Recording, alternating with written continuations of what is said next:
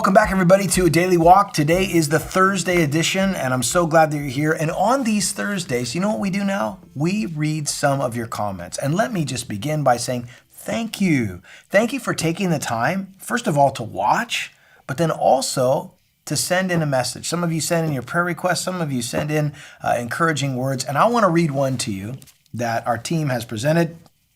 This is from Wendy. Wendy, guess where she's from? Are you ready for this? New Zealand. Whoa, Wendy from New Zealand, how are you? Thank you so much for writing in.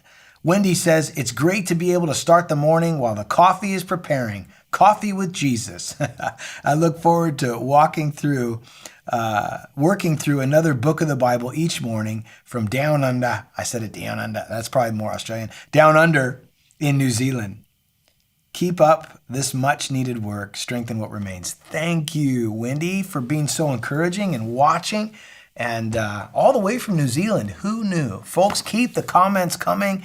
Thursdays, we love to read them here and really appreciate your input. It encourages us to keep going. Well, let's keep going, shall we? We are in 1 Corinthians 15, Paul talking about the mystery of the resurrection of a new glorified body. What's it going to be like? It's a lot like what happens in nature. He says in verse 42 of chapter 15, so also is the resurrection of the dead. The body, that is the physical body, is sown in corruption, but it's raised in incorruption. It's sown in dishonor, but it's raised in glory. It's sown in weakness, raised in power. Verse 44, it's sown as a natural body, but notice this, it's raised as a spiritual body. There's a natural body and there's a spiritual body. This is amazing because Paul's seeking to describe what it's going to be like when we are raised to new life. You know, when we're buried, when we pass away, these bodies from dust to dust. I mean, we are buried like a seed. A seed goes into the ground, the seed dies, it's natural. These bodies were made for the planet Earth. They can't exist anywhere else. If you go beyond the atmosphere, you need special kinds of things to put on and to breathe through so you can survive. You go out into space, your body's not made for that. And so in order for us to be able to inherit eternal life, to enter into heaven, there's going to have to be a transformation. In fact, the Bible refers to it as a metamorphosis. You know, often when I do memorials, funerals for people who have passed away, there will be flowers on the stage. And sometimes even children in the front rows. Some of them it's their parents, others it's their grandparents. And on more than one occasion, I have looked into the eyes of little children from the platform who are sitting down there to try to make this moment understandable even for them. And I mentioned this word metamorphosis. And I say to the kids, do you know what that means? It's what happens to a butterfly. I remember looking at these two precious little girls who had lost their father. And as they were sitting there, I addressed them as if they were the only people in the entire audience. And I said, do you know what let me tell you what this means. It means it's like what happens to a butterfly. A caterpillar, he's on the ground and you know what happens. And he eventually goes into this chrysalis and he just sits in there. And then eventually what happens, there's a transformation, there's a metamorphosis. And he sprouts wings and becomes a butterfly. I said, that's what happens to these bodies. I mean, we're like, for the most part, we're like these caterpillars, but when we get prepared for eternity, it's going to be like something completely different, a total transformation, a new body made for heaven. I'll tell you what, the older you get, the more thankful you are for that new body. It seems like the older you get, things start wearing out. You ever realize, why am I so sore? I slept. I woke up and I get up and my foot hurts. Like, what happened?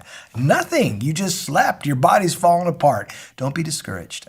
You get a new body that's coming if you're a believer in Jesus Christ. And we think, man, I can't wait for that. That's going to be amazing. And so Paul says, listen, we have these bodies. They're natural, but we're going to have a spiritual body. In verse 45, he said, and so it is written. The first man, Adam, was a living being, but the last Adam, it's a reference to Jesus, became a life-giving spirit. Right now, we're like the first Adam. But later on in eternity, we're going to be like the last Adam. We're going to be like Jesus.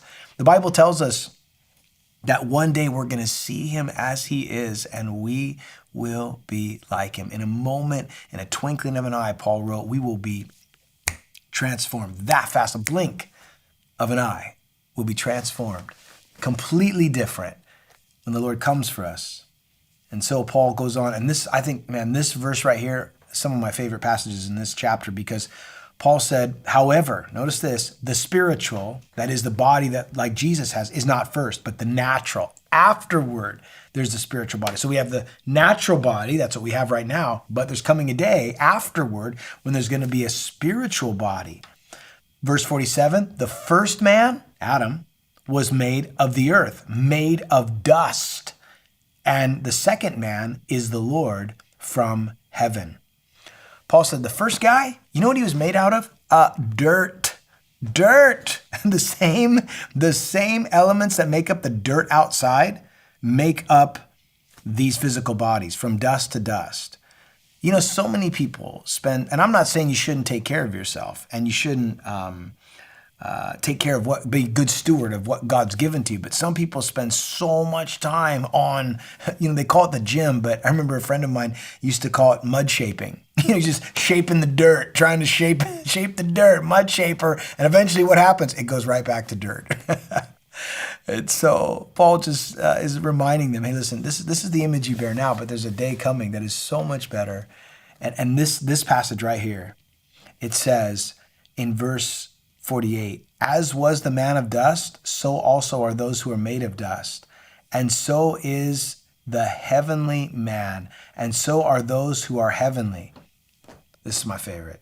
As we have borne the image of the man of dust, we shall also bear the image of the heavenly man. Oh, think of that. Presently, limited, image of the man of dust, battling the flesh, living in this world. But folks, as believers, one day we're going to bear the image of the heavenly man, the image of Christ.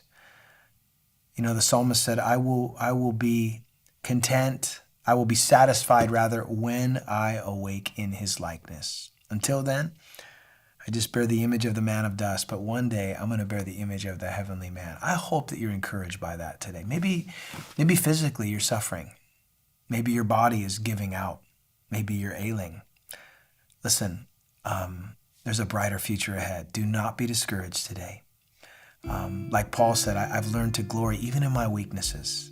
I think Paul could say that because he's the same man that said, I'm going to bear the image of the heavenly man one day. Be encouraged. God bless you. And we'll see you tomorrow.